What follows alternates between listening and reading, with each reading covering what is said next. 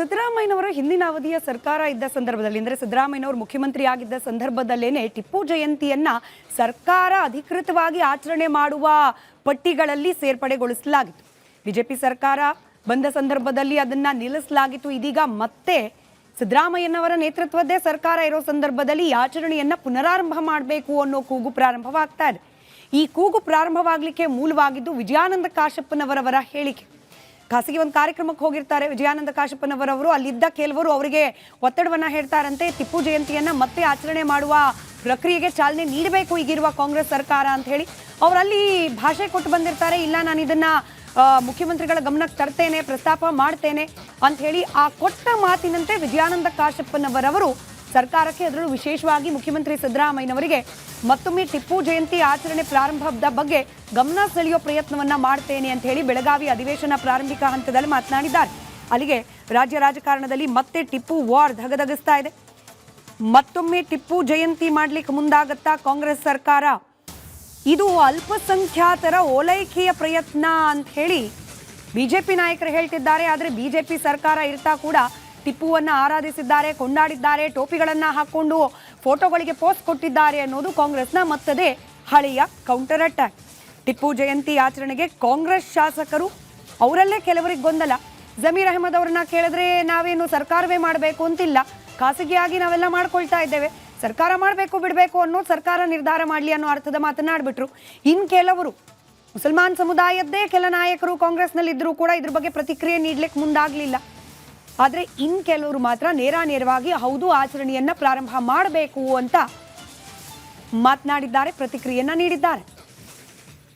ಸಲೀಂ ಅಹಮದ್ ಅವರು ಹಾಗೆ ಜಮೀರ್ ಅಹಮದ್ ಖಾನ್ ಅವರು ಮಾತನಾಡಿದ್ದಾರೆ ಟಿಪ್ಪು ಜಯಂತಿ ಆಚರಣೆಗೆ ಸಂಬಂಧಪಟ್ಟಂತೆ. ಹಾಗೆ ವಿಜಯಾನಂದ ಕಾಶಪ್ಪನವರವರು ಕೂಡ ಮಾತನಾಡಿದ್ದಾರೆ. ಮೂವರ ಹೇಳಿಕೆ ನಿಮ್ಮ ಮುಂದೆ. ಒಬ್ಬ ಮೆಂಬರ್ ಅಸೆಂಬ್ಲಿಯಲ್ಲಿ ಪ್ರಶ್ನೆ ಕೇಳ್ತಾರೆ, ಅದು ಅವರ ಹಕ್ಕು. ಸರ್ಕಾರ ಅದಕ್ಕೆ ಉತ್ತರ ಕೊಡುತ್ತೆ. ಉತ್ತರ ಕೊಡೋರು ಕಾಯ್ಬೇಕು ನೀವು, ಸರ್ಕಾರದ ಏನು ಉತ್ತರ ಇದೆ ಅಂತ. ಟಿಪ್ಪು ಒಬ್ಬ ದೇಶ ಭಕ್ತ, ಸ್ವಾತಂತ್ರ್ಯ ಹೋರಾಟಗಾರ. ಅದ್ರ ಬಗ್ಗೆ ಪ್ರಶ್ನೆ ಕೇಳೋದ್ರಲ್ಲಿ, ಕಾಲಿಂಗ್ ಕೇಳೋದು ಏನು ತಪ್ಪಿಲ್ಲ. ಅಂತಿಮವಾಗಿ ಸರ್ಕಾರ ತೀರ್ಮಾನ ಮಾಡುತ್ತೆ ಏನು ಮಾಡಬೇಕು ಅಂತ. ನಾನು ಸರ್ಕಾರದ ಒಂದು ಭಾಗ. ಅಂತಿಮವಾಗಿ ಮುಖ್ಯಮಂತ್ರಿಗಳು ಮತ್ತು ಈ ಸದನದಲ್ಲಿ ಉತ್ತರ ಏನು ಕೊಡ್ತಾರೆ ಅದು ಸರ್ಕಾರದ ಉತ್ತರ. ಅಲ್ಲಿ ಅವರು ಕಾಯಬೇಕಾಗ್ತದೆ ಸರ್ಕಾರ ಏನು ಉತ್ತರ ಕೊಡ್ತಾರೆ ಅಂತ ಹೇಳಿ. ಟಿಪ್ಪು ಜಯಂತಿ ಎಲ್ಲ ಜಿಲ್ಲೆಗಳಲ್ಲಿ ಮಾಡ್ತಾನೆ ಇದ್ದಾರೆ. ಸರ್ಕಾರ ಮಾಡಲಿ ಮಾಡದೇ ಇರಲಿ ಮಾಡೋ ಕಡೆಲ್ಲ ಮಾಡ್ತಾ ಇದ್ದಾರೆ. ಅದರಿಂದ ಅದು ಏನು ದೊಡ್ಡ ಅದ್ರ ಬಗ್ಗೆ ಸದನದಲ್ಲಿ ಈಗ ಪ್ರಶ್ನೆ ಕೇಳಿದ್ದಾರೆ ಕಾಶಪ್ಪನವರು. ಉತ್ತರ ಸಿಗಲಿ, ನೋಡೋಣ ಉತ್ತರ ಕೊಡ್ತಾರೆ, ಏನು ಕೊಡ್ತಾರೆ ಅಂತ ನಾವು ಅಸೆಂಬ್ಲಿ ನೋಡೋಣ. ಅದು ಕೌನ್ಸಿಲಲ್ಲಿ ಅದಕ್ಕೆ ಏನು ಬಂದಿಲ್ಲ, ಅಸೆಂಬ್ಲಿಲಿ ಉತ್ತರ ಪ್ರಶ್ನೆ ಹಾಕಿದ್ದಾರೆ. ಯೋಚನೆ ಇಲ್ಲ, ಆ ಥರ ಸರ್ಕಾರದಲ್ಲಿ ಯೋಚನೆ ಇಲ್ಲ. ಟಿಪ್ಪು ಜಯಂತಿ ಮಾಡ್ಕೊಂಡೇ ಬರ್ತಾ ಇದ್ದೀವಿ ನಾವು ಇವತ್ತಿಂದೆಲ್ಲ.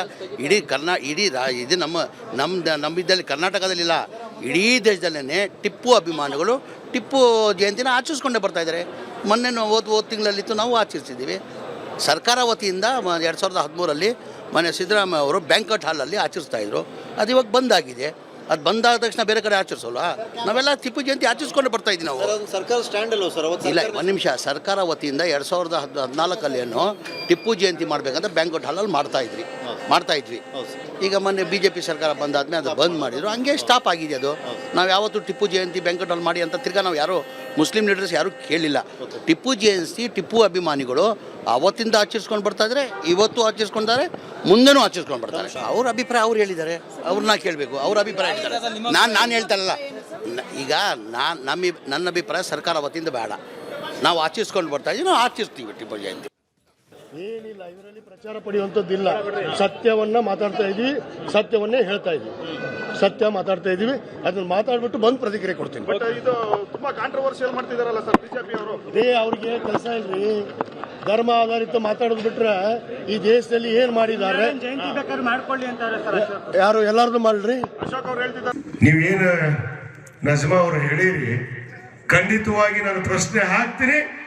ಮತ್ತೆ ಟಿಪ್ಪು ಸುಲ್ತಾನ್ ಜಯಂತಿ ಮಾಡೇ ಮಾಡ್ತೀವಿ. ಇದು ನನ್ನ ವಾದ, ಮುದುಗಲದಲ್ಲಿ ಬರ್ಕೊಂಡಿದ್ರು. ಇದು ನನ್ನ ಪ್ರಮಾಣ. ಮತ್ತೆ ನಾವು ಟಿಪ್ಪು ಸುಲ್ತಾನ್ ಜಯಂತಿಯನ್ನು ತಗೊಂಡು ಬಂದೇ ಬರ್ತೀವಿ. ನಾವು ಮತ್ತೆ ಜಯಂತಿಯನ್ನು ಮಾಡೇ ಮಾಡ್ತೀವಿ. ನೀವೇನು ನಜ್ಮಾ ಅವರು ಹೇಳಿರಿ, ಖಂಡಿತವಾಗಿ ನಾನು ಪ್ರಶ್ನೆ ಹಾಕ್ತೀನಿ. ರೈಟ್, ಈ ಬಗ್ಗೆ ಮಾತನಾಡಲಿಕ್ಕೆ ನಮ್ಮ ಜೊತೆಯಲ್ಲಿ ಹಿರಿಯ ಪತ್ರಕರ್ತರು ಹಾಗೆ ಬರಹಗಾರರು ಆಗಿರುವ ಗುರುರಾಜ್ ಅವರು ನೇರ ಸಂಪರ್ಕದಲ್ಲಿದ್ದಾರೆ. ಸರ್ ನಮಸ್ಕಾರ, ಕಾರ್ಯಕ್ರಮಕ್ಕೆ ಸ್ವಾಗತ. ನಮಸ್ತೆ. ಟಿಪ್ಪು ಬಗ್ಗೆ ಎರಡೆರಡು ರೀತಿಯ ವಾದಗಳು ನಾವು ಬಹಳ ಹಿಂದಿನಿಂದಲೂ ಕೂಡ ಕೇಳ್ಕೊಂಡು ಬಂದಿದ್ದೇವೆ. ಕೆಲವರ ಪ್ರಕಾರ ಆತ ಅಪ್ಪಟ ದೇಶಭಕ್ತ, ಕೆಲವರ ಪ್ರಕಾರ ಆತ ತನ್ನ ಸಾಮ್ರಾಜ್ಯವನ್ನು ಉಳಿಸ್ಕೊಳ್ಳಲಿಕ್ಕೆ ಬೇರೆ ರಾಜರಂತೆ ಹೋರಾಟ ಮಾಡಿದ ಒಬ್ಬ ರಾಜ ಅಷ್ಟೇ ಅಂತ ಹೇಳಿ. ಆತ ಮತಾಂಧ ಅಂತ ಕೆಲವರು ಹೇಳ್ತಾರೆ, ಇಲ್ಲ ದೇವಸ್ಥಾನಗಳಿಗೆ ಯಥೇಚ್ಛವಾಗಿ ದೇಣಿಗೆಗಳನ್ನ ಕೊಡ್ತಾ ಇದ್ದ ಉದಾರವಾದಿ ಅಂತ ಕೂಡ ಕೆಲವರು ಹೇಳ್ತಾರೆ. ಈ ವಾದಗಳನ್ನು ಪರಿಗಣಿಸಿ ಟಿಪ್ಪು ಜಯಂತಿ ನಮ್ಮ ರಾಜ್ಯಕ್ಕೆ ಅವಶ್ಯಕತೆ ಇದೆಯಾ ಇಲ್ವಾ ಅನ್ನೋದು ನಿಮ್ಮ ಮಾತುಗಳಲ್ಲಿ. ಟಿಪ್ಪು ಜಯಂತಿಯನ್ನು ಮಾಡಬೇಕಾ ಮಾಡಬಾರ್ದಾ ಅಂತ ಅನ್ನೋದನ್ನು ತೀರ್ಮಾನ ಮಾಡಬೇಕಾದದ್ದು ಆಡಳಿತದ ಹೊಣೆ ಹೊತ್ತಂತಹ ರಾಜ್ಯ ಸರ್ಕಾರದ ಕೆಲಸ ಮತ್ತು ಅವರ ನಿರ್ಧಾರ. ಆದರೆ ಟಿಪ್ಪು ಎಂಬ ಮನುಷ್ಯನನ್ನು ಒಬ್ಬ ವ್ಯಕ್ತಿಯನ್ನಾಗಿ ಅಥವಾ ಮಾನವೀಯ ನೆಲೆಯಿಂದ ನೋಡಬೇಕಾದ ನಾವು ಆತನನ್ನು ಒಂದು ಧರ್ಮದ ಪ್ರತಿನಿಧಿಯನ್ನಾಗಿ ನೋಡ್ತಾ ಇದ್ದೀವಲ್ಲ, ಅದು ಬಹುಶಃ ನಾವು ಮಾಡ್ತಾ ಇರುವ ಬಹಳ ದೊಡ್ಡ ತಪ್ಪದು. ನಾವು ರಾಜಪ್ರಭುತ್ವದ ಕಾಲಕ್ಕೂ ಪ್ರಜಾಪ್ರಭುತ್ವದ ಕಾಲಕ್ಕೂ ಇರುವಂತಹ ಅಗಾಧವಾದ ವ್ಯತ್ಯಾಸವನ್ನು ಮರೆತಿದ್ದೇವೆ. ರಾಜಪ್ರಭುತ್ವದ ಕಾಲದಲ್ಲಿ ನಡೆದಂತಹ ನಿರ್ಧಾರಗಳನ್ನು ಪ್ರಜಾಪ್ರಭುತ್ವದ ಸಂದರ್ಭಕ್ಕೆ ಆರೋಪಿಸಿಕೊಳ್ಳುವುದು ಅಥವಾ ಅದನ್ನು ಆವತ್ತಿನ ಸಂಗತಿಗಳನ್ನು ಈ ಹೊತ್ತಿನ ತಕ್ಕಡಿಯಲ್ಲಿಟ್ಟು ತೂಗೋದಿದೆಯಲ್ಲ, ಅದು ಮೂರ್ಖತನದ ಪರಮಾವಧಿ. ಹಾಗಾಗಿ ಟಿಪ್ಪುವನ್ನು ನೀವು ದೇಶಭಕ್ತ ಅಂತ ಕರಿತೀರಾ, ಸ್ವಾತಂತ್ರ್ಯ ವೀರ ಅಂತ ಕರಿತೀರಾ, ಅಪ್ರತಿಮ ಶೂರ ಅಂತ ಕರಿತೀರಾ, ಅದು ಬಿಟ್ಬಿಡೋಣ. ಆದರೆ ಕನ್ನಡದ ನೆಲಕ್ಕೆ ಟಿಪ್ಪು ಎಷ್ಟು ಅಗತ್ಯ ಎನ್ನುವುದನ್ನು ನಾವು ಆತನ ಧರ್ಮವನ್ನು, ಆತನ ಜಾತಿಯನ್ನು ಬಿಟ್ಟು ಕೂಡ ನಾವು ನೋಡಬೇಕಾಗತ್ತೆ. ಬಹುಶಃ ನಮ್ಮ ಕನ್ನಡದ ಮೊಟ್ಟ ಮೊದಲ ಉಪಲಬ್ಧ ಕೃತಿ ಕವಿರಾಜ ಮಾರ್ಗ, 9ನೇ ಶತಮಾನದ ಕವಿರಾಜ ಮಾರ್ಗದಲ್ಲಿ ಕವಿರಾಜ ಮಾರ್ಗಕಾರ ಒಂದು ಮಾತನ್ನು ಹೇಳ್ತಾನೆ. ಕಾವೇರಿ ಇಂದಮ ಗೋದಾವರಿ ವರೆ ಮಿರ್ದ ನಾಡದ ಕನ್ನಡದೊಳ್ ಎನ್ನುವ ಶಬ್ದವನ್ನು ಕವಿರಾಜ ಮಾರ್ಗಕಾರ ಅವತ್ತು ಪ್ರಯೋಗ ಮಾಡ್ತಾನೆ. ಕವಿರಾಜ ಮಾರ್ಗನ ಕಾಲದ ನಂತರದ 9ನೇ ಶತಮಾನದಿಂದ 15ನೇ ಶತಮಾನದವರೆಗೆ, ಟಿಪ್ಪು ಹುಟ್ಟುವವರೆಗೆ 1750ರವರೆಗೆ ಕನ್ನಡ ನಾಡು, ಕಾವೇರಿಯಿಂದ ಗೋದಾವರಿವರೆಗೆ ಇದ್ದಂತಹ ಕನ್ನಡ ನಾಡು ಬಹಳ ಹರಿದು ಹಂಚಿ ಹೋಗಿತ್ತು. ಆದರೆ ಹೈದರ್ ಮತ್ತು ಟಿಪ್ಪುವಿನ ಕಾಲದಲ್ಲಿ ಮತ್ತೆ ಇಡೀ ಕನ್ನಡದ ನೆಲವನ್ನು, ಕನ್ನಡದ ಭೂಪ್ರದೇಶವನ್ನು ಕಾವೇರಿಯಿಂದ ಗೋದಾವರಿಯವರೆಗೆ ಏಕಚಕ್ರಾಧಿಪತ್ಯದ ಒಳಗೆ ತಂದ ಶ್ರೇಯ ಸಲ್ಲಬೇಕಾದದ್ದು ಅಪ್ಪ ಹೈದರ್ನಿಗೆ ಮತ್ತು ಮಗ ಟಿಪ್ಪುವಿಗೆ ಎನ್ನುವ ಮಾತನ್ನು ಕನ್ನಡ ಪತ್ರಿಕೋದ್ಯಮದ ಪ್ರಾತಸ್ಮರಣೀಯರಲ್ಲಿ ಒಬ್ಬರಾಗಿದ್ದಂತಹ ತಿರುಮಲೆ ತಾತಾಚಾರ್ಯ ಶರ್ಮರು ಬರೆದಿದ್ದಾರೆ. ಇದನ್ನು ಯಾರನ್ನೂ ಓಲೈಸಲಿಕ್ಕೋ ಅಥವಾ ಯಾರನ್ನೋ ಕೀಳ್ಗರೆಯಲಿಕ್ಕೂ ಕೂಡ ಹೇಳಿದ ಶಬ್ದಗಳಲ್ಲ ಇವು. ಒಂದು ಆ ಕಡೆ ಆದರೆ ಕನ್ನಡ ನಾಡು ಯಾಕೆ ಟಿಪ್ಪುವಿಗೆ ಕೃತಜ್ಞ ಆಗಿರಬೇಕು ಅನ್ನುವ ವಿಚಾರಕ್ಕೆ ಬಂದರೆ, ಒಂದು ಕಾವೇರಿಯಿಂದ ಗೋದಾವರಿಯವರೆಗೆ ಕನ್ನಡ ನಾಡಿನ ಹರಹನ್ನು ವಿಸ್ತರಿಸಿದವನು. ಎರಡನೆಯದು 1799ರಲ್ಲಿ ಟಿಪ್ಪುವಿನ ಹತ್ಯೆ ನಡೆದ ನಂತರ ಕಾವೇರಿಯಿಂದ ಗೋದಾವರಿಯವರೆಗೆ ಅಖಂಡ ಕರ್ನಾಟಕವಾಗಿದ್ದಂತಹ ಭೂಪ್ರದೇಶವನ್ನು 8 ಭಾಗಗಳನ್ನಾಗಿ ತುಂಡರಿಸಿದ್ದು ಬ್ರಿಟಿಷರು. ಆವತ್ತು ನಮಗೆ ಸೃಷ್ಟಿಯಾದದ್ದು ಮದ್ರಾಸ್ ಪ್ರೆಸಿಡೆನ್ಸಿ, ಹೈದರಾಬಾದ್ ಕರ್ನಾಟಕ, ಮುಂಬೈ ಕರ್ನಾಟಕ, ಹೀಗೆ ಬೇರೆ ಬೇರೆ ಪ್ರಾಂತ್ಯಗಳದು. ಮೈಸೂರಿನ ಆಳರಸರಿಗೆ ಅವತ್ತು ಬ್ರಿಟಿಷರು ಕೊಟ್ಟದ್ದು ಕೇವಲ ಬರಡಾಗಿದ್ದಂತಹ 8 ಜಿಲ್ಲೆಗಳನ್ನು. ಅವತ್ತು ಒಡೆದ ಕರ್ನಾಟಕವನ್ನು ಮತ್ತೆ ಕೂಡಿಸ್ಲಿಕ್ಕೆ ನಾವು 1956ರ ನವೆಂಬರ್ 1ರವರೆಗೆ ಕಾಯಬೇಕಾಯಿತು. ಕರ್ನಾಟಕ ಏಕೀಕರಣ ಆಗುವವರೆಗೆ ಟಿಪ್ಪುವಿನ ಹತ್ಯೆಯ ನಂತರ ಒಡೆದು ಚೂರಾಗಿದ್ದಂತಹ ಕನ್ನಡ ನಾಡನ್ನು ಒಂದು ಮಾಡೋದಕ್ಕೆ 1799ರಿಂದ 1956ರವರೆಗೆ ಕಾಯಬೇಕಾಯಿತು. ಇದು ಒಂದು ಭಾಗ. ಆದರೆ 1956ರಲ್ಲಿ ಕರ್ನಾಟಕ ಏಕೀಕರಣವಾಗಿ ಎಲ್ಲವೂ ಕೂಡ ಮೈಸೂರು ರಾಜ್ಯದ ಅಡಿಯಲ್ಲಿ ಸೇರ್ಪಡೆಯಾದರೂ ಕೂಡ 1973 ನವೆಂಬರ್ 1ರವರೆಗೆ ನಾವು ನನ್ನ ಕನ್ನಡದ ನಾಡನ್ನು, ಕನ್ನಡದ ನೆಲವನ್ನು ಕರ್ನಾಟಕ ಅಂತ ಕರೀಲಿಕ್ಕಾಗಿರಲಿಲ್ಲ. ಅಧಿಕೃತವಾಗಿ ನಾವು ನಮ್ಮ ನಾಡನ್ನು ಕರ್ನಾಟಕ ಅಂತ ಕರೆದದ್ದು ನವೆಂಬರ್ 1, 1973. ಇಲ್ಲಿ ಬಹಳ ಖುಷಿ ಪಡಬೇಕಾದ ಒಂದು ಸಂಗತಿ ಇದೆ. 1782ರಲ್ಲಿ ಹೈದರ್ ಅಲಿ ಖಾನ್ ಅಂದರೆ ಟಿಪ್ಪುವಿನ ತಂದೆ ಆಂಧ್ರ ಪ್ರದೇಶದ ಚಿತ್ತೂರಿನ ನರಸಿಂಗರಾಯಪೇಟೆಯ ಬಳಿ ಮೃತಪಟ್ಟಾಗ ಅವರ ದೇಹವನ್ನು ಕೋಲಾರದಿಂದ ಮತ್ತೆ ಶ್ರೀರಂಗಪಟ್ಟಣಕ್ಕೆ ತರಿಸಿಕೊಳ್ಳುವ ಅವರ ಮಗ ಟಿಪ್ಪು ಅವರ ಸಮಾಧಿಯ ಸ್ಥಳದ ಮೇಲೆ ಪರ್ಷಿಯನ್ ಭಾಷೆಯಲ್ಲಿ ಬರೆಸಿರುವಂತಹ ಶಬ್ದಗಳಲ್ಲಿ ಕರ್ನಾಟಕದ ನವಾಬ ಹೈದರ್ ಅಲಿ ಖಾನ್ ರವರು ಇಲ್ಲಿ ವಿರಾಜಮಾನರಾಗಿದ್ದಾರೆ ಎನ್ನುವ ಶಬ್ದವನ್ನು 1782ರಲ್ಲಿ ಒಬ್ಬ ಕನ್ನಡದ ಮನೆಯ ಮಗ ಬರೆಸ್ತಾನೆ. ಆ ಕರ್ನಾಟಕ ಎನ್ನುವ ಶಬ್ದವನ್ನು 1973ರಲ್ಲಿ ರಾಜಪ್ರಭುತ್ವ ಅಳಿದು ಬಹಳ ವರ್ಷಗಳು ಕಳೆದ ನಂತರ ಪ್ರಜಾಪ್ರಭುತ್ವದ ಆಳರಸರು ಮತ್ತೆ ಕರ್ನಾಟಕ ಎನ್ನುವ ಶಬ್ದವನ್ನು ಅಧಿಕೃತವಾಗಿ ಘೋಷಿಸ್ತಾರೆ. ಹಾಗಾದರೆ ಕನ್ನಡದ ಮತ್ತು ಕರ್ನಾಟಕದ ಅಗ್ರಮರ್ಯಾದೆಯನ್ನು ಟಿಪ್ಪು ಎಂಬ ಒಬ್ಬ ರಾಜನಿಗೆ ಕೊಡಬೇಕಾ ಕೊಡಬಾರ್ದ? ಆದ್ರೆ ಇದಕ್ಕೆ ವಿರೋಧ ವ್ಯಕ್ತಪಡಿಸೋರ ವಾದ ಏನು? ಪರ್ಷಿಯನ್ ಭಾಷೆಯಲ್ಲಿ ತಾನೇ ಬರ್ಸ್ದ, ಆತನ ಕಾಲದಲ್ಲಿ ಮುದ್ರಿತವಾಗ್ತಾ ಇದ್ದ ಕಾಯಿನ್ ಮೇಲೂ ಕೂಡ ಇರ್ತಿದ್ದು ಕನ್ನಡ ಭಾಷೆಯಲ್ಲ. ನಿಜಕ್ಕೂ ಕನ್ನಡ ಕರ್ನಾಟಕಕ್ಕೆ ಈತನ ಕೊಡುಗೆ, ಹಾಗೆ ಅದ್ರ ಬಗ್ಗೆ ಆತನ ಮೆಚ್ಚುಗೆ ಅಪಾರವಾಗಿದ್ದಿದ್ರೆ ಕನ್ನಡದಲ್ಲಿ ಇರಬೇಕಾಗಿತ್ತು ಎಲ್ಲ ಕೃತಿಗಳು. ಹಾಗೆ ಹೈದರ್ ಅಲಿಯ ಸಮಾಧಿಯ ಮೇಲೆ ಕನ್ನಡದಲ್ಲಿ ಬರೆಸ್ಬೇಕಾ? ಇದು ಮೊಂಡುವಾದ ಅನ್ಸಿದ್ರು ಕೂಡ ಈ ರೀತಿಯ ವಾದ. ಬಟ್ ಸ್ಟಿಲ್ ನನ್ನ ಪ್ರಶ್ನೆ ಸರ್, ಹೈದರ್ ಅಲಿ ಹಾಗೆ ಟಿಪ್ಪು ಸುಲ್ತಾನ ಇಬ್ಬರಿಂದಾಗಿಯೇ ಕೊಡುಗೆ ಹೆಚ್ಚು ಅಂತ ಹೇಳಿ ನೀವು ಮಾತನಾಡ್ತಿರೋ ಸಂದರ್ಭದಲ್ಲಿ ಈಗ ಆತನನ್ನ ಮತಾಂಧ ಅಂತ ಕರೆಯುವವರು ಹೈದರ್ ಅಲಿಯನ್ನ ಮತಾಂಧ ಅಂತ ಕರೆಯೋದಿಲ್ಲ. ಈತನನ್ನ ಬ್ರಿಟಿಷರ ವಿರುದ್ಧ ಹೋರಾಡಿದ ಮಾತ್ರಕ್ಕೆ ಒಬ್ಬ ಅಪ್ಪಟ ದೇಶಪ್ರೇಮಿ ಅಂತ ಹೇಳಿ ಪರಿಗಣಿಸ್ಲಿಕ್ಕೆ ಒಪ್ಪದವರು ಹೈದರ್ ಅಲಿ ಬಗ್ಗೆ ಚಕಾರ ಎತ್ತೋದಿಲ್ಲ. ತಂದೆ ಮಗನೇ ಆದರೂ ಕೂಡ ಮಗನನ್ನ ಮಾತ್ರ ಯಾಕೆ ಮತಾಂಧ ಅಂತ ಕರೆಯಲಾಗುತ್ತೆ, ಮತಾಂಧ ಅಂತ ಹೇಳಿ ಆತನನ್ನ ಗಮನಿಸಲಾಗುತ್ತೆ? ನೋಡಿ, ನಿಮ್ಮ ರಾಜಕಾರಣದ ಬೇಳೆ ಬೇಯಿಸಿಕೊಳ್ಳುವ ಸಲುವಾಗಿ ಭೂತದಲ್ಲಿ ಕರಗಿ ಹೋದ ಅಥವಾ ಭೂಮಿಯಲ್ಲಿ ಅಡಗಿ ಹೋದ ಒಂದು ಕಾಲದ ಒಬ್ಬ ರಾಜನನ್ನು ಮತ್ತೆ ಗೋರಿಯಿಂದ ಹೊರಗೆ ಎಳೆದು ತಂದು ನಿಮ್ಮ ಚಪಲಗಳಿಗಾಗಿ ಅಥವಾ ನಿಮ್ಮ ರಾಜಕಾರಣದ ಅಧಿಕಾರ ಪೀಠವನ್ನು ಭದ್ರ ಮಾಡಿಕೊಳ್ಳುವ ಸಲುವಾಗಿ ನೀವು ಆತನ ಮೇಲೆ ಆರೋಪಗಳನ್ನು ಹೊರಿಸೋದಿದೆಯಲ್ಲ, ಅದೇ ಅಸಹ್ಯದ ಮತ್ತು ಅತಿರೇಕ. ನಾನು ಆತನನ್ನು ನೀವು ಮಹಾವ್ಯಕ್ತಿ ಅಂತ ಒಪ್ಪಿ ಅಂತಲೂ ಹೇಳ್ತಾ ಇಲ್ಲ, ಅಧಮ ಅಂತ ಕೆಳಗೆ ಹಾಕಿ ತುಳಿರಿ ಅಂತಲೂ ಹೇಳ್ತಾ ಇಲ್ಲ. ಟಿಪ್ಪುವಿನ ಕಾಲದ ಎಲ್ಲ ತಪ್ಪುಗಳನ್ನು ಮತ್ತು ಒಪ್ಪುಗಳನ್ನು ಸರಿಯಾದ ತಕ್ಕಡಿಯಲ್ಲಿ ಇಟ್ಟು ನಿಷ್ಕರ್ಷೆ ಮಾಡಬೇಕಾದ ಅಗತ್ಯ ಇವತ್ತಿದೆ. ಅದನ್ನು ಬಿಟ್ಟು ನೋಡಿ, ನೀವು ಅವನ ವಿರುದ್ಧ ಮತಾಂಧ ಎನ್ನುವ ಒಂದು ಶಬ್ದ ಪ್ರಯೋಗವನ್ನು ಮಾಡಿದ್ವಿ. ನೀವು ಮಾಡಿದ್ರಿ ಅಂತ ಹೇಳಿದರೆ ಯಾರು ಆರೋಪಿಸ್ತಾ ಇದ್ದಾರೋ ಅವ್ರು ಮಾಡಿದರು ಅಂತ.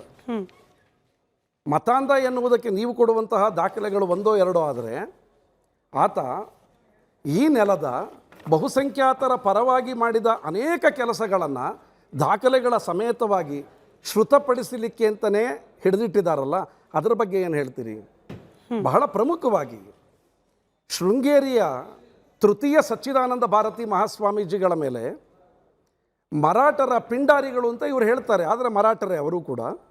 ಮರಾಠ ಕೊಳ್ಳೆಕೋರರ ಗುಂಪಿನ ಇಬ್ಬರು ನಾಯಕರು, ರಘುನಾಥರಾವ್ ಪಟವರ್ಧನ್ ಮತ್ತು ಬಾಲಾಜಿರಾವ್, ಇವರಿಬ್ಬರ ನೇತೃತ್ವದ ಒಂದು ಪಿಂಡಾರಿಗಳ ತಂಡ ಶೃಂಗೇರಿಯ ಮೇಲೆ ದಾಳಿ ಮಾಡಿದಾಗ ತೃತೀಯ ಸಚ್ಚಿದಾನಂದ ಭಾರತಿ ಸ್ವಾಮೀಜಿಗಳನ್ನು ಕೊಲ್ಲಲಿಕ್ಕೆ ಅಂತ ಅಟ್ಟಿಸಿಕೊಂಡು ಹೋದಾಗ ತಾಯಿ ಶಾರದೆಯ ಮೂರ್ತಿಯನ್ನು ಪೀಠದ ಸಮೇತ ತೆಗೆದು ಬೀದಿಗೆ ಎಸೆದಾಗ ಅಲ್ಲಿದ್ದ ಬ್ರಾಹ್ಮಣ ಒಟ್ಟುಗಳನ್ನು ಕೊಂದು ಅಲ್ಲಿದ್ದಂತಹ ಧನಕನಕ ವಜ್ರಾದಿಗಳನ್ನು ಅಪಹರಿಸಿಕೊಂಡು ಹೋದ ಸಂದರ್ಭದಲ್ಲಿ ಒಬ್ಬ ಹಿಂದೂ ಸಂಸ್ಥಾನದ ಒಬ್ಬ ಪ್ರಮುಖ ಸ್ವಾಮೀಜಿಗಳಿಗೆ ನೆನಪಾಗುವ ರಾಜನ ಹೆಸರು ಟಿಪ್ಪು. ಅವತ್ತು ಅವರು ಒಂದು ನಿರೂಪವನ್ನು ಟಿಪ್ಪುವಿಗೆ ಕಳಿಸ್ಕೊಡ್ತಾರೆ. ಟಿಪ್ಪು, ನಮ್ಮ ಮೇಲೆ ಹೀಗೆ ಮರಣ ಸದೃಶವಾದ ಹಲ್ಲೆ ಆಗಿದೆ, ನಾವು ಈಗ ಕಾರ್ಕಳದ ಜಿನ ಬಸದಿಯೊಂದರಲ್ಲಿ ಅಡಗಿ ಕುಳಿತಿದ್ದೇವೆ, ನನಗೆ ನಿಮ್ಮಿಂದ ರಕ್ಷಣೆ ಸಾಧ್ಯವೇ? ಇದಕ್ಕೆ ಟಿಪ್ಪುವಿನ ಮಾರುತ್ತರ ಹೋಗ್ತದೆ. ಆ ಮಾರುತ್ತರದ ಪತ್ರಗಳನ್ನು ತಾವು ದಯವಿಟ್ಟು ನೋಡಬೇಕು. ಮತ್ತು ಆರೋಪ ಮಾಡ್ತಾ ಇರೋರು ಕೂಡ ಅದನ್ನು ಒಂದು ಸಭ್ಯತೆಯ ನೆಲೆಯಲ್ಲಿಟ್ಟು, ಮಾನವೀಯ ನೆಲೆಯಲ್ಲಿಟ್ಟು ನೋಡಬೇಕಾಗತ್ತೆ. ಪ್ರತಿ ಪತ್ರದಲ್ಲಿಯೂ ಟಿಪ್ಪು ಸುಲ್ತಾನ್ ಬಾದಶಃ ಎಂದು ಬರೆದುಕೊಳ್ತಾ ಇದ್ದಂತಹ ಒಬ್ಬ ಸುಲ್ತಾನ ಒಬ್ಬ ಸ್ವಾಮೀಜಿಗಳನ್ನು ಉದ್ದೇಶಿಸಿ ಬರೆಯುವಾಗ ಬಾದಶಃ ಎಂಬ ಶಬ್ದ ಪ್ರಯೋಗವನ್ನು ಕಿತ್ತಾಕ್ತಾರೆ. ಕಿತ್ತಾಕಿ ಹೇಳ್ತಾರೆ, ನಿಮ್ಮಂತಹ ಸಜ್ಜನರು ನಮ್ಮ ಕ್ಷೇತ್ರದಿಂದ ಅಥವಾ ತಮ್ಮ ಕ್ಷೇತ್ರದಿಂದ ಹೊರ ಹೋಗಿ ದೂರದಲ್ಲಿ ನಿಲ್ಲುವುದು ಅಪಾಯಕಾರಿ. ಹಾಗಾಗಿ ತಾವು ಬಹಳ ಬೇಗ ನಿಮ್ಮ ಶ್ರೀ ಕ್ಷೇತ್ರಕ್ಕೆ ಮರಳಬೇಕು, ತಾಯಿ ಶಾರದೆಯನ್ನು ಪುನರ್ ಪ್ರತಿಷ್ಠಾಪನೆ ಮಾಡಬೇಕು, ಅದಕ್ಕೆ ತಗಲುವ ಎಲ್ಲ ಸಕಲ ವೆಚ್ಚಗಳನ್ನು ಮೈಸೂರು ಸರ್ಕಾರ ಭರಿಸ್ತದೆ ಅಂತ ಹೇಳಿ ಸ್ವಾಮೀಜಿಗಳ ಓಡಾಟಕ್ಕೆ ಒಂದು ಬೆಳ್ಳಿಯ ಮೇನೆಯನ್ನು, ಅವರಿಗೆ ಹಿಂಗಾವಲು ಮತ್ತು ಮುಂಗಾವಲು ಪಡೆಗಳನ್ನು, ತಾಯಿ ಶಾರದೆಯ ಪ್ರತಿಷ್ಠಾಪನೆಗೆ ಬೇಕಾದಂತಹ ಹೊನ್ನನ್ನು, ಬಹುಶಃ 3,000 ವರಹಗಳನ್ನು ಅಲ್ಲಿನ ಅಮೀನುದಾರರ ಮೂಲಕ ಶ್ರೀಮಠಕ್ಕೆ ಕೊಡಿಸಿ ಶಾರದೆಯ ಮರುಪ್ರತಿಷ್ಠಾಪನೆ ಮಾಡಿ ದೇಶಕ್ಕೆ ಅನಿಷ್ಟಗಳ ಹಾಗೆ ಬಂದು ಒಕ್ಕರಿಸಿಕೊಂಡಿರುವಂತಹ ಬ್ರಿಟಿಷರನ್ನು ದೂರ ಇಡುವುದಕ್ಕೆ ನಮಗೆ ಶಕ್ತಿ ಕೊಡುವ ಹಾಗೆ ಚಂಡೀ ಯಾಗವನ್ನು ಮಾಡಬೇಕು ತಾವು ಅಂತ ಪ್ರಾರ್ಥನೆ ಮಾಡುವಂತಹ ಒಬ್ಬ ಸುಲ್ತಾನನನ್ನು ನೀವು ಧರ್ಮದ ಕಾರಣವನ್ನು ಒಡ್ಡಿ ಇವತ್ತಿಗೂ ಕೂಡ ಹೀಗಳಿತಾ ಇದ್ದೀರಲ್ಲ, ಇದು ಎಷ್ಟರ ಮಟ್ಟಿಗೆ ಸರಿ? ಇದು ರಾಜಕೀಯ ಅಥವಾ ರಾಜಕಾರಣಿಗಳ ಪ್ರಭಾವದಿಂದಾಗಿ ಟಿಪ್ಪುವನ್ನ ಮತಾಂಧ ಅಂತ ಬಿಂಬಿಸಲಾಗ್ತಾ ಇದೆ ಅಂತ ಹೇಳಿ ಹೇಳೋ ವಾದ ಸರಿಯೇ. ಆದರೆ ನನ್ನ ಹೋಮ್ವರ್ಕ್ ಕಮ್ಮಿ ಇರ್ಬೋದು ಸರ್. ನನಗೆ ಸಿಕ್ಕ 4-5 ಹೆಸರುಗಳನ್ನು ನಿಮ್ಮ ಮುಂದಿಟ್ಟು ಹೇಳ್ತಾ ಇದ್ದೀನಿ. Akhil hit Patrick, brittle bank, ಹಾಗೆ ಮಾರ್ಕ್ ವಿಲಿಯಮ್ಸ್ ಬಂದು ಬ್ರಿಟಿಷ್ ಹಿಸ್ಟೋರಿಯನ್.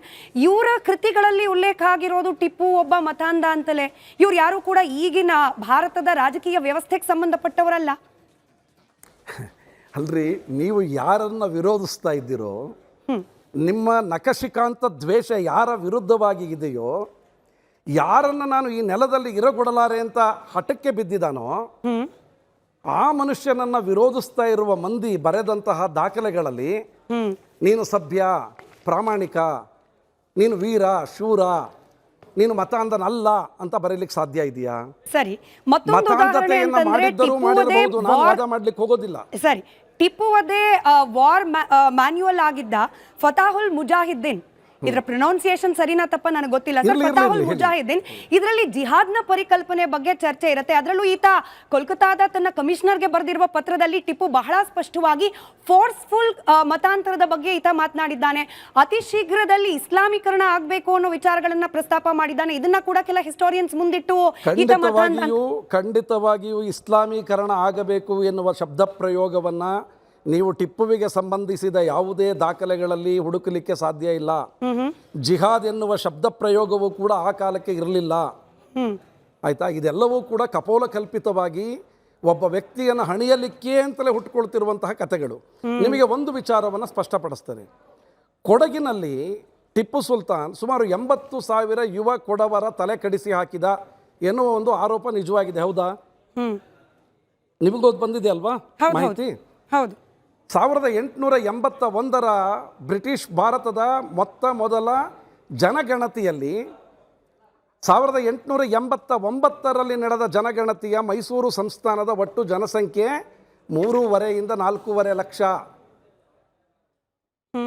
ಹಾಗಾದರೆ ಆ ಕಾಲಘಟ್ಟಕ್ಕೆ ಕೊಡಗಿನ ಜನಸಂಖ್ಯೆ ಎಷ್ಟು, ಕೊಡಗಿನಲ್ಲಿ ಕೊಡವರ ಸಂಖ್ಯೆ ಎಷ್ಟು ನೋಡಿ. ಈ ಹೊತ್ತು 20-25 ಹೊಸ್ತಿಲಲ್ಲಿ ನಿಂತು ನಾವು ಕೊಡವ ಮತದಾರ ಬಾಂಧವರ ಸಂಖ್ಯೆಯನ್ನು ನೀವೇನಾದರೂ ಲೆಕ್ಕ ಹಾಕೋದಾದರೆ 1.5 ಲಕ್ಷ ದಾಟಿಲ್ಲ. ಈ ಘಟನೆ ನಡೆದ 2 ಶತಮಾನಗಳ ನಂತರವೂ ಕೂಡ 1.5 ಲಕ್ಷ ದಾಟದ ಒಂದು ಸಮುದಾಯದಲ್ಲಿ 200 ವರ್ಷಗಳ ಹಿಂದೆ 80,000 ಯುವಕರೇ ಇದ್ದರು ಅಂತ ಹೇಳೋದ್ರಲ್ಲಿ ಏನಾದರೂ ಅರ್ಥ ಇದೆಯಾ? ನಾನು ಹೇಳ್ತಾ ಇರೋದು, ನಾನಿಲ್ಲಿ ಟಿಪ್ಪುವಿನ ಸಮರ್ಥಿಸ್ಕೊಳ್ತಾ ಇಲ್ಲ. ಟಿಪ್ಪುವಿನ ಸಮರ್ಥನೆ ಮಾಡಿಕೊಳ್ಳೋದ್ರಿಂದ ಯಾರೂ ನಮಗೆ ಯಾವ ಕಿರೀಟ ಕೊಡಬೇಕಾದ ಅಗತ್ಯ ಇಲ್ಲ. ಟಿಪ್ಪುವಿನ ಒಪ್ಪುಗಳನ್ನು ನಾವು ಹೇಗೆ ಹೆಮ್ಮೆಯಿಂದ ಹೇಳ್ತೇವೋ, ಟಿಪ್ಪುವಿನ ತಪ್ಪುಗಳನ್ನು ಕೂಡ ನಾವು ತೆಗೆದಿಡಬೇಕಾದ ಅಗತ್ಯ ಇದೆ. ಇತಿಹಾಸ ಯಾವಾಗಲೂ ಕೂಡ, ಚರಿತ್ರೆ ಎಡ ಮತ್ತು ಬಲ ದಂಡಗಳಲ್ಲಿ ಕಾಲಿಟ್ಕೊಂಡು ನಡಿಬೇಕಾದ ಅಗತ್ಯ ಇಲ್ಲ. ಚರಿತ್ರೆ ಯಾವತ್ತೂ ಕೂಡ ನದಿ ಹಾಗೆ ನಿರ್ಮಲವಾಗಿ ಹೋಗ್ತಾ ಇರಬೇಕು. ಆದರೆ ನಿರ್ಮಲವಾದ ನದಿಗೆ ಧರ್ಮದ ಹೊಲಸನ್ನು ಸುರಿತಾ ಇರೋರು, ಕಲಸು ಮೇಲೋಗ್ರ ಮಾಡ್ತಾ ಇರೋರಿಗೆ ಸತ್ಯಗಳು ಗೊತ್ತಿಲ್ಲ. ಸತ್ಯಗಳು ಗೊತ್ತಿಲ್ಲದ ಕಾರಣಕ್ಕಾಗಿ ಇಂತಹ ಹುಚ್ಚುತನಗಳನ್ನು ಮಾಡ್ತಾ ಇದ್ದಾರೆ. ನೀವಾಗ ಒಂದು ಪುಸ್ತಕದ ರೆಫರೆನ್ಸ್ ಕೊಟ್ರಿ, ನಿಮಗೆ ಹೇಳ್ತೇನೆ. ಪ್ರತಾಪ ಸಿಂಹ ಅವ್ರ ಬಗ್ಗೆ ನನಗೆ ಗೌರವ ಇದೆ. ನನ್ನ ಮೈಸೂರಿನ ಸಂಸದರಾಗಿದ್ದವರು, ಒಬ್ಬ ಪತ್ರಕರ್ತ. ಅವರು ಟಿಪ್ಪು ಸುಲ್ತಾನ್ ದೇಶಭಕ್ತನೇ ಅಥವಾ ದೇಶ ಪ್ರೇಮಿಯೇ ಅಂತ ಒಂದು 250 ಪುಟಗಳ ಪುಸ್ತಕವನ್ನು ಬರೆದಿದ್ದಾರೆ. ಆ ಪುಸ್ತಕದ ಒಂದು ಅಧ್ಯಾಯದಲ್ಲಿ ಕೊಡಗಿನ ದೊರೆ 2ನೇ ಲಿಂಗರಾಜ ಮಡಿಕೇರಿಯಲ್ಲಿ ಓಂಕಾರೇಶ್ವರ ದೇವಾಲಯವನ್ನು ಕಟ್ಟಿಸಿದ ನಂತರ ಆ ದೇವಸ್ಥಾನದ ಗೋಪುರದ ಎತ್ತರವನ್ನು ಕಂಡು ಅವನು ಸ್ತಂಭೀಭೂತನಾದ.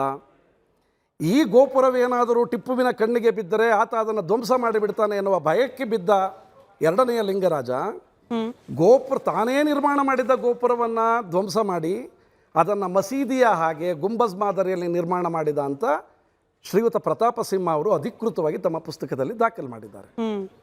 ಟಿಪ್ಪು ಸುಲ್ತಾನ್ ಸತ್ತದ್ದು 1799 ಮೇ 4ರಂದು. ಕೊಡಗಿನ ಮಡಿಕೇರಿಯ ಓಂಕಾರೇಶ್ವರ ದೇಗುಲ ನಿರ್ಮಾಣವಾದದ್ದು 1812 ಜುಲೈನಲ್ಲಿ. ಹೀಗಿರುವಾಗ ಒಂದು ವಿಷಯವನ್ನು ದಾಖಲೆಗಳಿಲ್ಲದೆ, ಸ್ಪಷ್ಟವಾದ ಆಧಾರಗಳಿಲ್ಲದೆ, ಕೇವಲ ತರ್ಕಕ್ಕೋ ಅಥವಾ ಒಬ್ಬನನ್ನು ದ್ವೇಷಿಸಬೇಕು ಎಂಬ ಒಂದು ಜಿದ್ದಿಗೋ ಬಿದ್ದು ಅಸತ್ಯವನ್ನು ಸತ್ಯ ಎನ್ನುವ ಹಾಗೆ ಬರೆಯುವ ಚಾಳಿ ನಮಗೆ ಸಮಕಾಲೀನ ಸಂದರ್ಭದಲ್ಲಿಯೇ ಇರುವಾಗ 200 ವರ್ಷಗಳ ಹಿಂದೆ ಟಿಪ್ಪು ಎಂಬ ಒಬ್ಬ ವ್ಯಕ್ತಿಯನ್ನು ದ್ವೇಷಿಸ್ತಾ ಇದ್ದಂತಹ ವ್ಯಕ್ತಿಗಳಿಗೆ ನೀವು ಹೇಗೆ ಬಯಸ್ತೀರಾ ಅವರಲ್ಲಿ ಇರಬಾರ್ದು ಅಂತ? ನಿಮಗೆ ಒಂದು ಮಾತು ನೆನಪಲ್ಲಿರಲಿ, ಟಿಪ್ಪು ಸತ್ತು ಬಿದ್ದು ಕೂಡಲೇ ವೆಲ್ಲೆಸ್ಲಿ ಒಂದು ಮಾತನ್ನು ಹೇಳ್ತಾನೆ, ಟಿಪ್ಪು ಹತನಾಗಿದ್ದಾನೆ, ಈ ಕ್ಷಣದಿಂದ ಟಿಪ್ಪು ಹತನಾಗಿದ್ದಾನೆ, ಬ್ರಿಟಿಷರ ಭಾರತವನ್ನು ತಮ್ಮ ವಶಕ್ಕೆ ತೆಗೆದುಕೊಳ್ಳಬೇಕು ಎನ್ನುವ ಹೆಬ್ಬಯಕೆಗೆ ತಡೆಗೋಡೆಯಾಗಿದ್ದ ಟಿಪ್ಪು ಸುಲ್ತಾನ್ ಇನ್ನಿಲ್ಲ, ಈ ಕ್ಷಣದಿಂದ ಇಡೀ ಇಂಡಿಯಾ ನಮ್ಮದು ಎನ್ನುವ ಉದ್ಘೋಷವನ್ನು ವೆಲ್ಲೆಸ್ಲಿ ಅವತ್ತು ಹೇಳ್ತಾನೆ. ವೆಲ್ಲೆಸ್ಲಿ ಹೇಳಬೇಕು ಅಂದರೆ ಆತನ ಎದೆ ಒಳಗೆ ಎಷ್ಟು ಕಿಚ್ಚಿತ್ತು. ಅದಕ್ಕೆ ಕಾರಣ ಏನಂದರೆ, ಟಿಪ್ಪು ತನ್ನ ಎಲ್ಲ ಸ್ವಜಾತಿ ಬಾಂಧವರನ್ನು, ಅಂದರೆ ನಾನು ಸ್ವಜಾತಿ ಬಾಂಧವರು ಅಂದರೆ ಧರ್ಮ ಮತ್ತು ಜಾತಿಯ ಕಾರಣದಿಂದ ಹೇಳ್ತಾ ಇಲ್ಲ, ಭಾರತದ ಬೇರೆ ಬೇರೆ ಪ್ರಾಂತ್ಯಗಳಲ್ಲಿದ್ದಂತಹ ಎಲ್ಲ ರಾಜಪ್ರಭುತ್ವಗಳನ್ನು ಆತ ಅಪ್ರೋಚ್ ಮಾಡ್ತಾನೆ, ಪತ್ರಗಳನ್ನು ಬರೀತಾನೆ. ವಿಶೇಷವಾಗಿ ಮರಾಠರ ಪೇಶ್ವೆಗಳಿಗೆ, ನಿಜಾಮನಿಗೆ ಮತ್ತು ತಿರುವಾಂಕೂರಿನ ರಾಜರುಗಳಿಗೆ ಪತ್ರ ಬರೆದು ಹೇಳ್ತಾರೆ, ನಮ್ಮ ಕಚ್ಚಾಟಗಳು ನಮ್ಮೊಳಗೆ ಇರಲಿ, ಇದು ದಾಯಾದಿ ಕಲಹದ ಹಾಗಿದ್ದರೂ ಚಿಂತೆ ಇಲ್ಲ, ನಾಳೆ ನಾವು ಅದನ್ನು ಸರಿಪಡಿಸಿಕೊಳ್ಳಲು ಸಾಕಷ್ಟು ಅವಕಾಶಗಳಿವೆ. ಆದರೆ ಹೊರಗಿನಿಂದ ಬಂದವರಿಗೆ ನಮ್ಮೊಳಗಿನ ಹುಡುಕುಗಳನ್ನು ನೀವಾಗಿಯೇ ತೆರೆದಿಡಬೇಡಿ, ಹಾಗಾಗಿ ಅವರನ್ನು ನಾವೆಲ್ಲರೂ ಸೇರಿ ಒಗ್ಗಟ್ಟಾಗಿ ಓಡಿಸೋಣ ಅನ್ನುವ ಪತ್ರವನ್ನು ಬರೀತಾನೆ.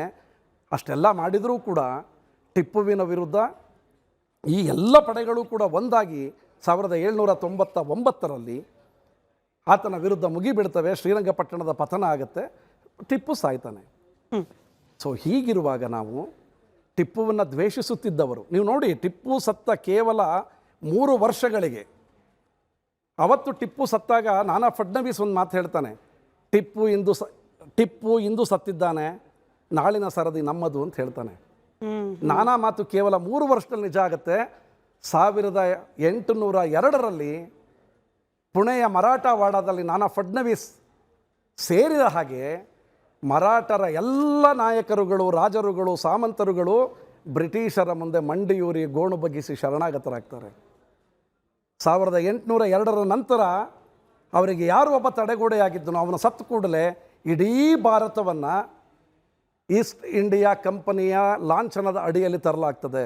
ಸರಿ, ಹಾಗಿರುವಾಗ ನಾವು ಯಾರನ್ನ ಗೌರವಿಸಬೇಕು? ಸರಿ, ಒಂದು ಸುಲ್ತಾನ್ ಜಯಂತಿ ಆಚರಣೆಯನ್ನ ಪುನರಾರಂಭ ಮಾಡಬೇಕಾ ಬೇಡವಾ ಅನ್ನೋ ಚರ್ಚೆ ರಾಜಕೀಯ ವಲಯದಲ್ಲಿ ನಡೀತಾ ಇದೆ. ಇದೇ ವಿಚಾರವನ್ನ ನಾವು ಇವತ್ತಿನ ಪವರ್ ಪಾಲಿಟಿಕ್ಸ್ ನಲ್ಲಿ ಕೂಡ ಮಾತನಾಡ್ತಾ ಇದ್ವಿ. ನಮ್ಮ ಜೊತೆಯಲ್ಲಿ ಹಿರಿಯ ಪತ್ರಕರ್ತರು, ಬರಹಗಾರರಾದ ಗುರುರಾಜ್ ಸರ್ ಇದ್ರು. ಗುರುರಾಜ್ ಸರ್, ಈಗ ಶೃಂಗೇರಿ ಮಠವನ್ನ ಕಾಪಾಡಿದಾತ ಅನ್ನೋದು ಒಂದು ಇತಿಹಾಸ, 800ಕ್ಕೂ ಅಧಿಕ ದೇವಸ್ಥಾನಗಳನ್ನ ಕೆಡವಿದಾತ ಅನ್ನೋದು ಮತ್ತೊಂದು ಇತಿಹಾಸ. ಸರಿಯಾದ ಇತಿಹಾಸ ಯಾವುದು ಅಂತ ತಿಳಿಸೋ ಜವಾಬ್ದಾರಿ ಯಾರದ್ದು? ಈ ಪೊಲಿಟಿಷಿಯನ್ಸು ಕೇವಲ ಇದರಿಂದ ಪೊಲಿಟಿಕಲ್ ಗೇನ್ ಅನ್ನ ಮಾತ್ರ ಸಂಪಾದನೆ ಮಾಡೋದಷ್ಟೇನಾ? ಇತಿಹಾಸವನ್ನ ಸರಿಯಾಗಿ ತಿಳಿಸೋ ಜವಾಬ್ದಾರಿ ಜನಪ್ರತಿನಿಧಿಗಳ ಮೇಲೆ ಇಲ್ವಾ ಅಂತ? ನೋಡಿ, ರಾಜಕಾರಣದ ದಾಳಗಳನ್ನು ಉರುಳಿಸುವುದಕ್ಕಾಗಿ ಯಾರನ್ನು ಬೇಕಾದರೂ ಬಲಿ ಕೊಡುವಂತಹ ಪದ್ಧತಿ ಅದು ಕೇವಲ ಆಧುನಿಕ ಪ್ರಜಾಪ್ರಭುತ್ವದ ರಾಜಕಾರಣದಲ್ಲಿ ಮಾತ್ರ ಇಲ್ಲ. ರಾಜಪ್ರಭುತ್ವದ ಕಾಲದಲ್ಲಿಯೂ ಕೂಡ ತಮ್ಮ ಬೇಳೆಯನ್ನು ಬೇಯಿಸಿಕೊಳ್ಳುವ ಸಲುವಾಗಿ, ತನ್ನ ಸಿಂಹಾಸನವನ್ನು ಉಳಿಸಿಕೊಳ್ಳುವ ಸಲುವಾಗಿ ಯಾರನ್ನು ಬೇಕಾದರೂ ಬಲಿ ಕೊಡುವಂತಹ ಕೆಲಸ ನಡೀತಾ ಇತ್ತು. ಈ ಹೊತ್ತು ಧರ್ಮವನ್ನು ಕೇಂದ್ರೀಕೃತವಾಗಿಟ್ಟುಕೊಂಡು ಒಬ್ಬ ಧರ್ಮವನ್ನು ನೋಡಿ, ನಾನು, ನೀವು ಅಥವಾ ಟಿಪ್ಪು ಯಾರೂ ಕೂಡ ತಮ್ಮ ತಮ್ಮ ಹುಟ್ಟುಗಳನ್ನು ಇಲ್ಲಿಯೇ ಆಗಬೇಕು ಅಂತ ಬರಲಿಕ್ಕೆ ಸಾಧ್ಯ ಇಲ್ಲ. ಟಿಪ್ಪು ಹುಟ್ಟಿದ, ಟಿಪ್ಪು ಸಿಕ್ಕಿದ ಅವಕಾಶವನ್ನು ಬಳಸಿಕೊಂಡ, ತನ್ನ ಪ್ರಭುತ್ವವನ್ನು ಬಲಪಡಿಸಿದ. ಹಾಗಿರುವಾಗ ಕೇವಲ ಒಂದು ಜಾತಿಯ ಕಾರಣವನ್ನು ಇಟ್ಟುಕೊಂಡು ನೋಡಿ, ನಿಮಗೆ ಇನ್ನೂ ಒಂದು ಮಾತು ಹೇಳಿಬಿಡ್ತಾನೆ. ಮೂರನೆಯ ಮೈಸೂರು ಆಂಗ್ಲೋ ಕದನ ಮುಗಿದ ನಂತರ ವೆಲ್ಲೆಸ್ಲಿ ಟಿಪ್ಪುವಿಗೆ ಒಂದು ನಿರೂಪವನ್ನು ಕಳಿಸ್ಕೊಡ್ತಾನೆ, ಒಂದು ಸಂಧಾನ ಪತ್ರವನ್ನು ಕಳಿಸ್ತಾನೆ. ಸಬ್ಸಿಡಿಯರಿ ಅಲಯನ್ಸ್ ಅಂಥೇಳಿ, ಸಹಾಯಕ ಸೈನ್ಯ ಪದ್ಧತಿ ಒಪ್ಪಂದ. ವೆಲ್ಲೆಸ್ಲಿ ಹೇಳ್ತಾನೆ, ನೀನು ಸಹಿ ಮಾಡು, ದಸ್ಕತ್ ಹಾಕು, ನಾವು ಹೇಳಿದಷ್ಟು ಹಣವನ್ನು ಕಪ್ಪವನ್ನು ನೀನು ನಮಗೆ ಪ್ರತಿ ವರ್ಷಕ್ಕೆ ಇಷ್ಟಕ್ಕೆ ಅಂತ ಕೊಡು, ನಾವು ಯುದ್ಧದ ಪ್ರಸ್ತಾಪದಿಂದ ಹಿಂದೆ ಸರಿತೇವೆ, ನೀನೇ ರಾಜನಾಗಿ ಮುಂದುವರಿಬಹುದು. ಬಹುಶಃ ಟಿಪ್ಪುವಿಗೆ ಈ ಹೊತ್ತಿನ ರಾಜಕಾರಣಿಗಳ ಹಾಗೆಯೋ ಅಥವಾ ತನ್ನ ಹಿಂದೆ ಇದ್ದಂತಹ ರಾಜಪ್ರಭುತ್ವದ ಚರಿತ್ರೆಯನ್ನು ಆತ ಮನಸ್ಸಿನಲ್ಲಿ ಇಟ್ಕೊಂಡಿದ್ದಿದ್ರೆ ತನ್ನ ಸೊಂಟವನ್ನು ಬಗ್ಗಿಸಿ ಶರಣಾಗತನಾಗಿ ವೆಲ್ಲೆಸ್ಲಿ ಹೇಳಿದ ದಸ್ಕತ್ತಿಗೆ ಸಹಿ ಮಾಡಿ ತನ್ನ ರಾಜ್ಯವನ್ನು ಉಳಿಸಿಕೊಳ್ಳಬಹುದಾಗಿತ್ತು. ಆತ ಮಾರುತ್ತರವನ್ನು ಬರೀತಾನೆ, ನಿಮಗೆ ದಾಖಲೆಗಳಿವೆ, ಲಭ್ಯ ಇದ್ದಾವೆ. ಮಾರ್ಕ್ ವೆಲ್ಲೆಸ್ಲಿ ಅಂತವರು ಕೂಡ ಹಿಸ್ಟ್ರಿ ಆಫ್ ಮೈಸೂರಿನಲ್ಲಿ ಅದನ್ನು ಸ್ಪಷ್ಟವಾಗಿ ದಾಖಲಿಸಿದ್ದಾರೆ. ಹೇಳ್ತಾನೆ, ನೀವು ಸೇರು ತಕ್ಕಡಿಗಳನ್ನು ಹಿಡಿದು ವ್ಯಾಪಾರಕ್ಕೆ ಬಂದ ಜನ, ಸ್ಥಳೀಯ ರಾಜಕಾರಣಗಳಲ್ಲಿ ಮೂಗು ತೂರಿಸುವ ಯಾವ ಅಧಿಕಾರವೂ ಹಕ್ಕು ನಿಮಗಿಲ್ಲ. ಸರಿ. ಹಾಗಾಗಿ ನಾನು ನಿಮ್ಮ ಪ್ರಸ್ತಾಪವನ್ನು ಒಪ್ಪುವುದಿಲ್ಲ. ನಾನು ಸತ್ತರೂ ಸರಿ, ನಾನು ಬೆನ್ನು ಬಾಗಿಸುವುದಿಲ್ಲ ಎನ್ನುವ ಸಂದೇಶ ಕೊಟ್ಟು ಯುದ್ಧದಲ್ಲಿ ಒಬ್ಬ ಸಾಮಾನ್ಯ ಸೈನಿಕನ ಹಾಗೆ ಸತ್ತು ಬೀಳ್ತಾನಲ್ಲ, ನಿಮಗೆ ಒಬ್ಬ ಭಾರತದ ಮನುಷ್ಯ ಅನ್ನುವ ಹೆಮ್ಮೆಯೂ ಕಾಣಿಸಲ್ವಾ? ಸರಿ. ನೀವು ಜಾತಿಯಿಂದ ಧರ್ಮದಿಂದ ಅಳಿಬೇಕಾ ಎಲ್ಲರನ್ನ? ಈ ಹೊಲಸುತನವನ್ನು ನಿಜವಾಗಿಯೂ ಎಲ್ಲರೂ ಬಿಡಬೇಕು. ಕಾಂಗ್ರೆಸ್ನವರು ಕೂಡ ರಾಜಕಾರಣದ ಲಾಭಕ್ಕಾಗಿಯೇ ಟಿಪ್ಪುವನ್ನು ಓಲೈಸ್ತಾ ಇದ್ದರೆ ಅದು ಕೂಡ ತಪ್ಪು, ಅದು ಕೂಡ ಅಕ್ಷಮ್ಯ. ಭಾರತೀಯ ಜನತಾ ಪಕ್ಷದವರು ಅಥವಾ ಧರ್ಮ ಕೇಂದ್ರಿತವಾದಂತಹ ಕೆಲವು ಸಂಘಟನೆಗಳು ಟಿಪ್ಪುವನ್ನು ಕೇವಲ ಒಂದೇ ಒಂದು ಕಾರಣಕ್ಕಾಗಿ, ಆತ ಮುಸಲ್ಮಾನರ ಜಾತಿಯಲ್ಲಿ ಹುಟ್ಟಿದ ಎನ್ನುವ ಕಾರಣಕ್ಕಾಗಿ ವಿನಾಕಾರಣ ದ್ವೇಷ ಮಾಡೋದಿದೆಯಲ್ಲ, ರೈಟ್, ಅದು ಕೂಡ ಅಸಹ್ಯದ ಪರಮಾವಧಿ. ರೈಟ್. ಇಲ್ಲಿ ಟಿಪ್ಪುವನ್ನು ಒಬ್ಬ ರಾಜನನ್ನಾಗಿ, ಒಬ್ಬ ಮನುಷ್ಯತ್ವದ ನೆಲೆಯಲ್ಲಿ ನೋಡಬೇಕು, ಹಾಗೆಯೇ ಗ್ರಹಿಸಬೇಕು. Right sir. ಇಲ್ಲಿ ನಮ್ಮ ಗ್ರಹಿಕೆಗಳು ಹೇಗೆ ಕೆಟ್ಟದಾಗ್ತಾ ಇದೀವೋ, ನಮ್ಮ ಅಭಿವ್ಯಕ್ತಿಯ ಕ್ರಮವೂ ಕೂಡ ಅಷ್ಟೇ ಹೊಲಸಾಗ್ತಾ ಇದೆ. ರೈಟ್. ಇದಕ್ಕೆ ಯಾರು ಕಾರಣ? ರೈಟ್. ಧನ್ಯವಾದ ಇಷ್ಟೊತ್ತು ರಿಪಬ್ಲಿಕ್ ಕನ್ನಡದ ಜೊತೆ ಜಾಯ್ನ್ ಆಗಿದ್ದಕ್ಕೆ, ಹಾಗೆ ವಿಚಾರವನ್ನ ಮತ್ತಷ್ಟು ವಿವರವಾಗಿ ವಿಶ್ಲೇಷಿಸೋದಕ್ಕೆ ಮತ್ತೊಮ್ಮೆ ಧನ್ಯವಾದ.